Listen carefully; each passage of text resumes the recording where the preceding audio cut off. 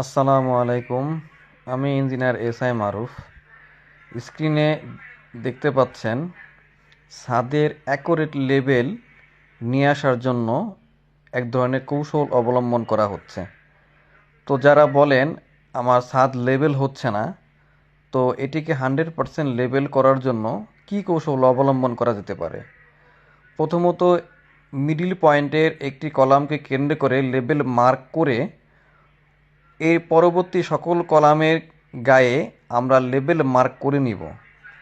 এরপরে column two column একটি সুতাকে যদি আমরা লেআউট করি অর্থাৎ কানেক্ট করি, এরপরে ওই সুতাকে কেন্দ্র করে যদি আমরা স্ল্যাবের মিডিল পয়েন্টে স্টিল টেপ দিয়ে যে মাপটি আমরা কলামের গায়ে মার্ক করেছিলাম সেই মাপটি যদি আমরা স্ল্যাবের মিডিল পয়েন্টে ধরি, তাহলে বোঝা যাবে যে আমার আসলেও ছাদ লেভেল আছে কিনা।